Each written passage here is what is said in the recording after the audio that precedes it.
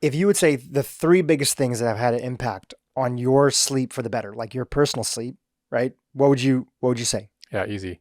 10 or 15 minutes of morning light exposure. That's number one. Yeah.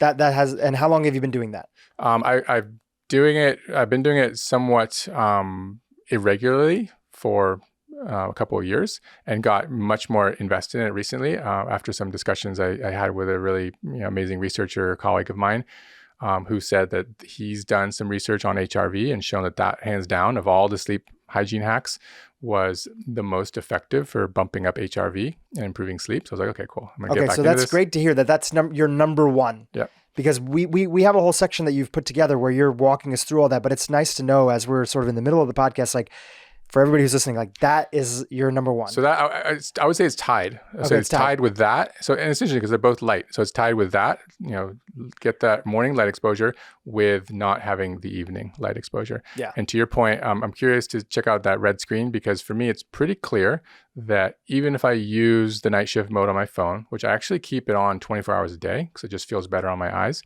even if I use that with blue light blocking glasses, that's not as effective for me as not being on my screens. Oh, I think not being on your screen is definitely. So I want people to just have that in the back of their minds, because we can cheat the system a little bit, but you're not going to totally get away with it, right? Totally. So try sometime, try 10 days, 2 weeks, if you can go as long as a month of simply setting a timer when you just don't get on your phone.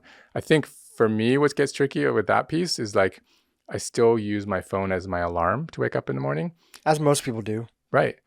But just having it there by the bedside and, pick it up to put the alarm on, and, not all the time, but maybe 30, 40, 50% of the time, I will end up doing something on my phone for anywhere from 2 to 10 or 15 minutes, which I didn't intend to do, because it grabs me and it sucks me in. And the devices are just so powerful for that, for how they're designed to capture us and capture our attention, right?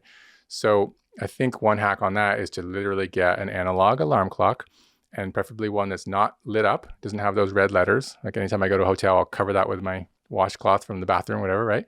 So, but just doesn't generate light in your room and is analog. And if you can, just leave your phone out of the bedroom. I think that would be super effective. So that's 1 and 2 tied. And then the third one for me is not having any food after 7 o'clock. That's really effective.